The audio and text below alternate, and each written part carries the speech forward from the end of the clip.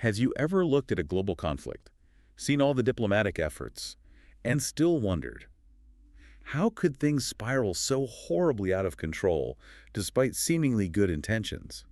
It's a question that haunts so many situations, isn't it? It really is. Today we're taking a deep dive into that precise question, exploring the tragic lead-up to the 1994 Rwanda genocide. Our guide for this journey is an incredibly unique source. From Hope to Horror, Diplomacy and the Making of the Rwanda Genocide by Joyce Leader. Yeah, it's a remarkable book. What makes this account so vital is that it's not just another historical overview. This is a personal narrative from Joyce Leader herself. She served as the U.S. Embassy's Deputy Chief of Mission in Rwanda from 1991 to 1994, directly involved in the peace process. Right there on the ground. Exactly. Okay. So you're getting a first-hand, high-level diplomatic analysis of those crucial years leading up to the genocide, a period often overlooked when we reflect on this tragedy. And our mission today is precisely that. To understand not just what happened, but fundamentally why diplomacy, despite its fervent efforts, failed to prevent such horror.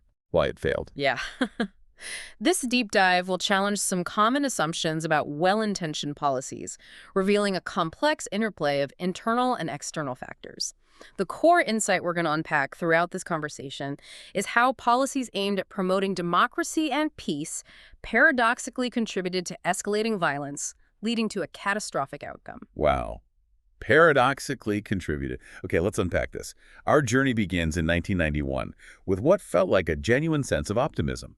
Joyce Leader arrives in Rwanda, and at the U.S. Embassy, the outlook on the country's transition was very much glass half full. There really was hope, a belief that the processes of democratization and peace negotiations could actually work, could overcome the conflict, bring some stability. And the political context seemed to support that, initially. Well, the political landscape was indeed shifting. President Juvenal Habyarimana, a Hutu who had, consolidated power from his northern region for nearly 2 decades. 20 years, yeah. He had just unveiled a new constitution in July 1991. This was a significant moment because it legalized multiple political parties, effectively ending nearly 20 years of single-party rule by his MRND party. So, on paper, a new era. Exactly. It signaled a new era, at least on paper. And with that, new opposition parties quickly emerged. You had the Democratic Republican Movement, or MDR, which gained traction with Southern Hutu, led by Faustin Twagiramungu. Right. McGill, educated, but also faced accusations of bribery, though never convicted. A complex figure. And then the Liberal Party, the PL, appealing more to urban businessmen. What was unique about the PL was its participation from both Tutsi and mixed Hutu-Tutsi members, a rare bridging of ethnic lines at the time. Very unusual, yeah. Led by Justin Mugenzi, another businessman Hutu, also with a kind of controversial past involving a murder conviction and pardon. And key figures there included Landolt Ndaswant and Ndasitsi businessman, former professor, also a McGill grad, known for his popular Kigali nightclub and a distinctive limp from polio. So a diverse, sometimes complicated, new political class. Definitely. And the U.S. Embassy was very active in supporting these burgeoning democratic efforts. Ambassador Robert Flatten worked closely with these party leaders, constantly urging them to persevere in negotiations. Pushing them along. Yeah, keep talking. And in the fall of 1991, the U.S. Information Service even organized a study tour to the United States for these leaders. Oh, interesting. Why? Well, the aim was to expose them to democratic institutions, see how things worked elsewhere, and critically to foster direct dialogue and cooperation among them. It was about building bridges, building trust. Yet, almost immediately, beneath that surface optimism, cracks were already beginning to show. Despite all those efforts, early hints of serious trouble quickly emerged. The ruling MRND party showed significant intransigence. When opposition parties mounted a peaceful demonstration in Kigali, 10,000 supporters demanding a national conference, the MRND countered with a 20,000-person march of its own. Show of force. Yep. Doubling down. Exactly. And then a new radical Hutu supremacist party, the Coalition for the Defense of the Republic, or CDR, was formed, led by Martin Busiana. And this group, they openly rejected any power sharing with Tutsi, viewed them as a permanent minority who should, never rule. It was a very stark warning sign. A really chilling development. And the media at the time, did that help or hinder? Oh, it actively reflected and fueled these rising tensions. The government controlled information through Radio Rwanda and the press agency. The usual state control. Pretty Pretty much. The Catholic Church had important publications like Kinyamateka. Its editor, Abbé André Sibomana, was incredibly brave, exposed human rights violations, even faced death threats for it. Right. But then came the rise of a lively, yet often no-holds-barred private press, outlets like Rwanda, Russia, and Kanguka. So more voices, that sounds good. You'd think so. But what's truly insightful here is how quickly the potential of a free press devolved into a weapon. These outlets were characterized by intensely ideological content, denigration, inflammatory political cartoons, showing that simply allowing diverse media isn't enough. Without a framework for responsible discourse, it can actually exacerbate divisions rather than foster understanding. The RPF also had its clandestine Radio Muhabura, broadcasting from the border. And the U.S. tried to help. Yeah, the U.S. Embassy, through USIA, tried to promote responsible journalism, protested abusive treatment of journalists, but Leader notes there was little evidence of real impact. Looking back, Joyce Leader notes her own early miscalculations. There was an initial failure, she realized, to fully appreciate the incredibly high stakes for those in power. What they stood to lose. Or the potential for deep-seated cultural norms, like a winner-take-all approach to governance, to completely derail the democratic process. When one side wins everything and the other loses everything, compromise becomes incredibly difficult, almost impossible. Especially with no tradition of it. Exactly. Add to that an unchecked, emotionally charged media campaign that constantly championed Hutu supremacy and indiscriminately linked all Tutsi to the cause of the RPF enemy. And you can show how fertile the ground was for something terrible. And that complex political situation quickly escalated into outright conflict. The RPF invasion from Uganda in October 1990, this was armed Tutsi refugees whose return President Habyarimana had denied. So they forced the issue. They did. And the Habyarimana government quickly received support from French forces operating under a 1975 defense pact that, notably, prioritized state security over democracy promotion. They also brought in Zairian troops from President Mobutu Sese II. And the reaction inside Rwanda. An immediate, severe anti-Tutsi backlash. The Hutu government arrested thousands of Tutsi professionals, labeling them ibietso or accomplices. They ramped up their anti-Tutsi media campaign. The radio, the press. Exactly. And chillingly, carried out massacres like the Bujazera massacre in March 1992, which Leader stresses was clearly orchestrated, not spontaneous popular anger. Orchestrated. That's key. This wasn't just ethnic tension boiling over. It was deliberate, organized violence. Precisely. And the humanitarian toll began to mount rapidly. This became a critical warning sign that perhaps wasn't fully heeded by the international community. How bad did it get? By the end of 1991, about 150,000 Rwandans had been forced to flee their homes, becoming internally displaced persons, IDPs. Organizations like the ICRC, Catholic Relief Services, they worked to provide aid. But the camps themselves caused problems. Yeah, significant environmental destruction, cutting down forests for firewood, shelter. The sheer numbers were alarming, signaling a deep-seated crisis was already underway. And violence wasn't just in specific massacres. No, random violence also became a terrifying new normal in Kigali, especially in March 1992. Landmines, bomb explosions in public places, including a taxi minibus at a bus station that tragically killed a U.S. Embassy workman's wife. Oh, awful. And grenade attacks became common. Grenades, disturbingly, were being sold for less than $3 each in the central market. $3. The government blamed the RPF, who denied it, and crucially, no arrests were ever made. This pervasive impunity, just fueled fear among potential victims while emboldening perpetrators. No consequence. None. And in this escalating environment, the Interahamwe, initially the youth wing of the ruling MRND party, began its transformation into a government-backed militia. Simultaneously, the Impuzamugambi, associated with the CVR group, also became increasingly militarized. Youth wings becoming militias. Exactly. Not just youth groups anymore. They were becoming tools of violence. Leader shares a chilling anecdote from July 1992. She had an unnerving encounter with an Interahamwe roadblock returning to Kigali. It demonstrated their organized disruption. What happened? What was striking was the clear authority Makiu Ndirampatse, the MRND Secretary General, had over them. He showed up and simply told the assembled crowd of menacing youth to go home, and they listened. It was a stark visual of the growing, organized threat directly linked to the ruling party. Wow. Direct control. By 1993, the narrative of Hutu solidarity gained dangerous momentum.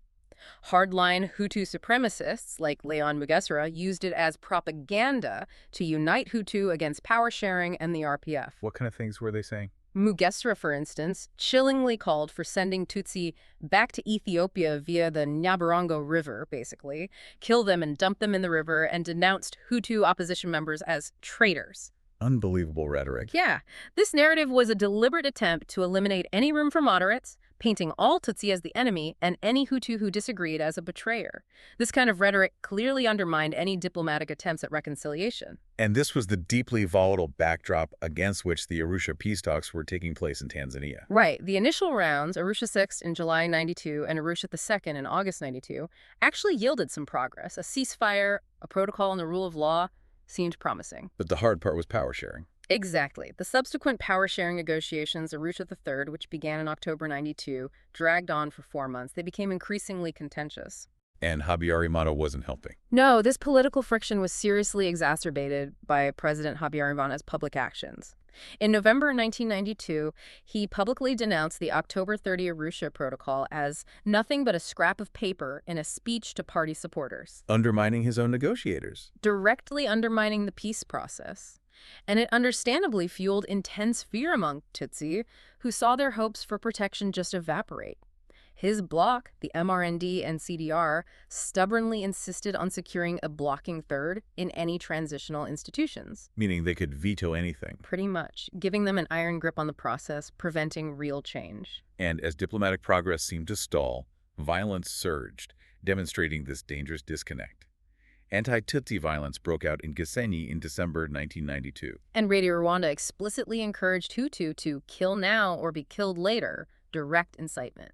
Then a bomb exploded at a hotel in Butai on New Year's Eve 1992, extending the violence to the south. It's truly a paradox. The more as the talks advanced, the more violent things seemed to get on the ground. And the RPF responded. They launched a major offensive in February 1993, swiftly capturing Rwanda, cutting the main highway to Gisenyi. Which even impacted Kigali's beer supply, later notes. Yes. But more seriously, this offensive displaced an additional 600,000 people, bringing the total number of internally displaced persons to nearly 1 million. 1 million. 1 out of every 7 Rwandans by February 1993. This escalating refugee crisis should have been a screaming alarm bell for the international community. It highlighted the deep instability and the humanitarian catastrophe that was unfolding.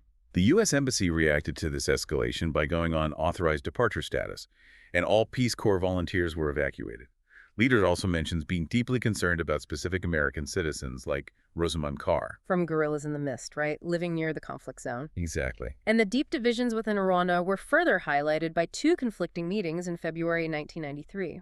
One in Bujumbura condemning foreign troops, meaning the French. While the other in Kigali condemned the RPF and praised the French troops, complete opposites. And meanwhile, human rights reports by Africa Watch and local groups documented abuses by both sides. Both sides. Yes, RPF forces killing Hutu civilians and government forces arresting, beating, raping Tutsi. Widespread human rights violations across the board. The violence wasn't one-sided, which further complicated any diplomatic solutions. And then something happened outside Rwanda that had a huge impact. Yes, the profound impact of the Burundi coup in October 1993 cannot be overstated. Melchior Ndadaye, Burundi's first Hutu president, was assassinated by the Tutsi-dominated military. So what does this all mean for Rwanda? Well, this event drastically reinforced Hutu fears. It significantly hardened Hutu power factions against power sharing in Rwanda, convincing many that any power sharing with Tutsi would inevitably lead to their own demise. It became a powerful, tragic precedent in their minds. A justification for intransigence. So, by mid-April 1993, Leader finds herself assigned as a U.S. observer to the Arusha peace talks.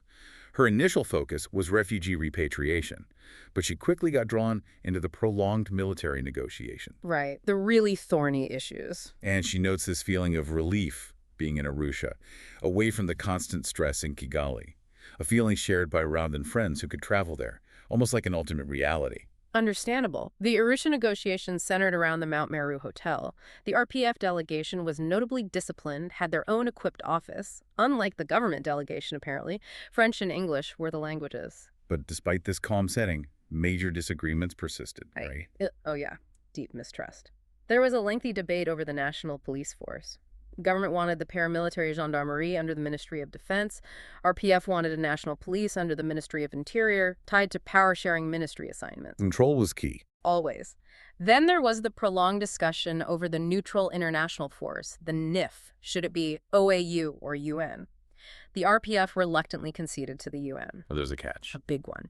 The UN itself advised that deployment would take a minimum of at least 3 months, a critical delay as it turned out. 3 months. Okay, and refugees? Despite the debates, a refugee repatriation protocol was signed on June 9, 1993.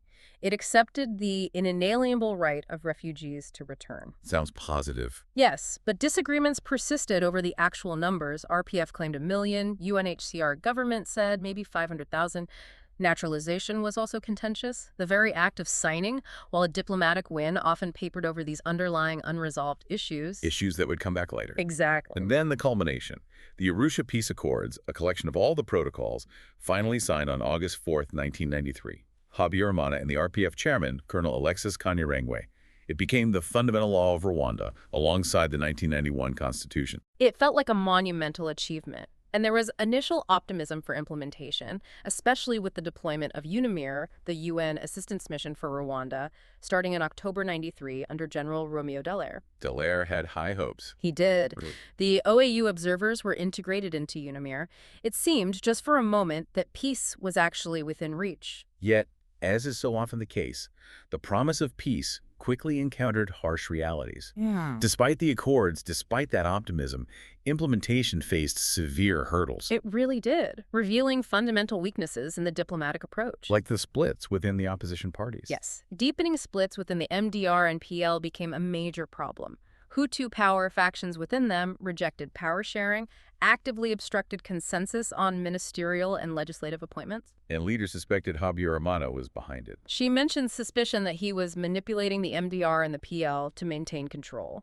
This just demonstrated that profound lack of democratic tradition, that winner-take-all mentality poisoning the process from within. And violence continued alongside the politics. Persistent violence, targeted killings of communal leaders, human rights activists, grenade attacks, landmine incidents, and crucially, no accountability for these crimes. So the rule of law, a key part of the accords.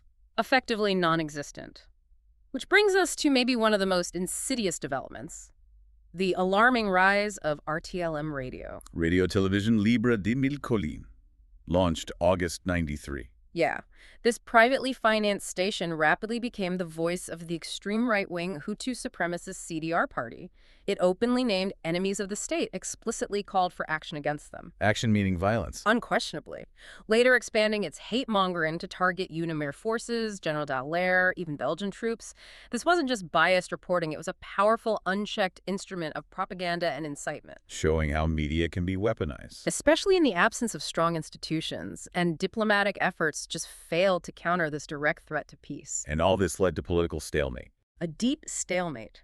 President Habyarimana refused to be sworn in, beyond a symbolic oath in January 94, refused to allow the Transitional National Assembly to be installed. Why? What was his condition? He insisted the parties resolve their internal differences first, and crucially that he be guaranteed control of a blocking 1/3 plus 1 of votes in the transitional bodies. So veto power again. Effectively, yeah. Illustrating his lack of commitment to genuine power sharing. This created a truly critical moment in January 1994. General Dallaire, seeing the escalating tensions, requested permission from the UN to seize identified weapons caches. A logical step, you'd think. But UN headquarters, then headed by Kofi Annan, delivered a devastating denial, instructed him instead to just inform President Habyarimana of the cache's locations. Inform the guy likely controlling them. Unbelievable. This decision, influenced by the U.S.'s own domestic considerations regarding peacekeeping after Somalia, was a monumental failure. A failure to balance peace promotion with violence prevention.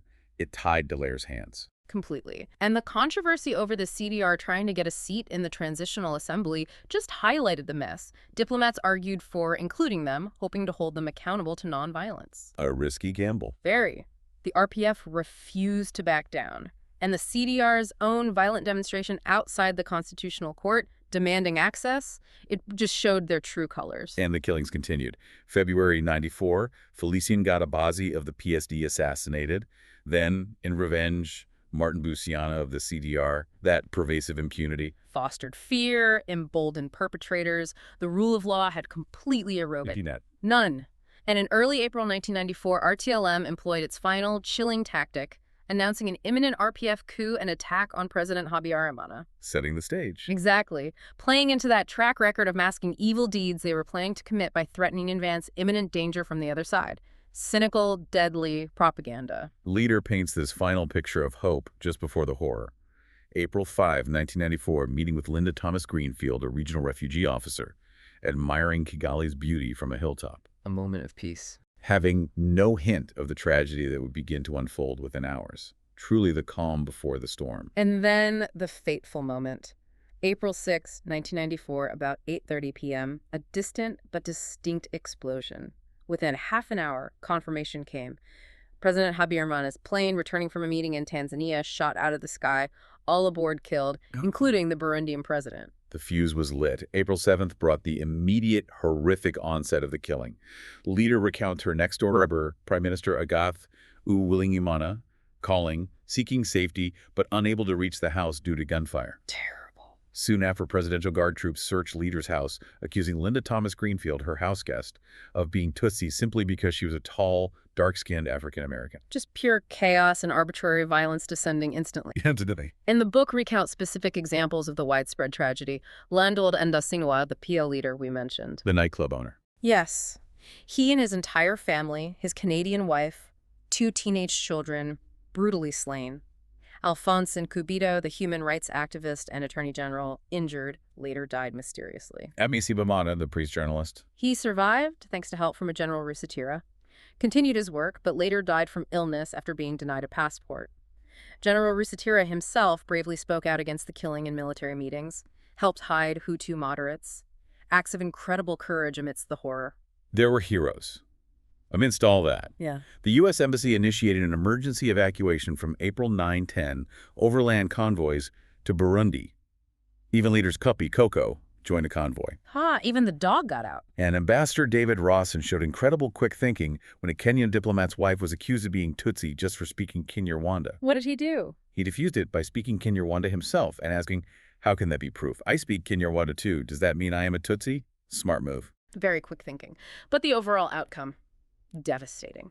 Over the next 4 months, April to July 94, Hutu government troops, militias, ordinary citizens killed an estimated 800,000 to 1 million lives. Mostly Tutsi, but also Hutu moderates. Yes. Then the RPF victory in July 1994 led to another massive refugee crisis, millions fleeing to Zaire, Tanzania, the French zone, compounding the tragedy. Leader returned to Kigali in August 94 as chargé d'affaires, found a ransacked city, her office eerily untouched thanks to loyal staff. Yeah. The silence must have been Unimaginable. So let's connect this back. Why did diplomacy fail? What are the core lessons from leaders' perspective? Yeah, the big question. First, Rwanda lacked any democratic tradition. As we saw, no history of moderation, power sharing, compromise.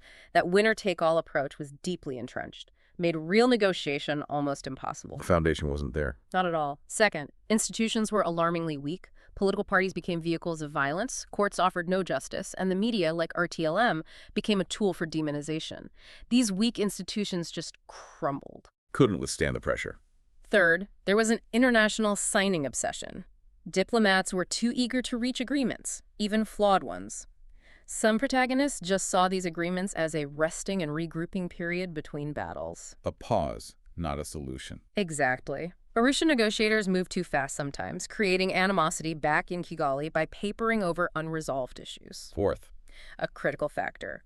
Rwanda's low U.S. policy priority and limited influence. For the U.S., it was a low-priority country, no major strategic interests perceived. So the U.S. had less clout than Belgium or France, limiting decisive action. Not enough leverage. Right. Fifth, diplomats faced knowledge traps.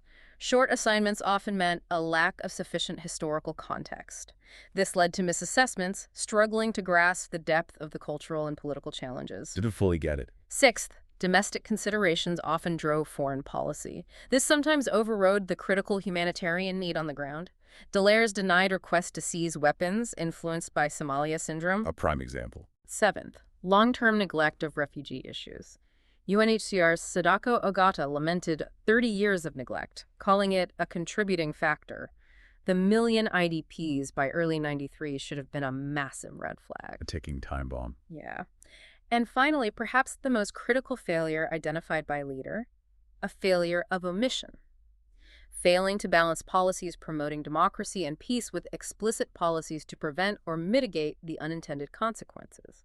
Promoting change without managing the backlash. Exactly. These well-intentioned policies unintentionally fueled the violent backlash from those terrified of losing power, leading to the ultimate catastrophe. So looking forward, what does this all mean? How do we avoid repeating this? Leader argues for a profound paradigm shift, moving from a culture of crisis response to a culture of crisis prevention in foreign policy. That's the big one. Easier said than done. Of course. It requires personnel surge capacity, being able to quickly send more people when a crisis escalates. It means strengthening regional considerations, understanding how neighbors influence things, like Uganda or Burundi did. Seeing the bigger picture. Yes. Also, enhancing understanding of transitioning societies, being alert to how promoting change can unleash unintended consequences.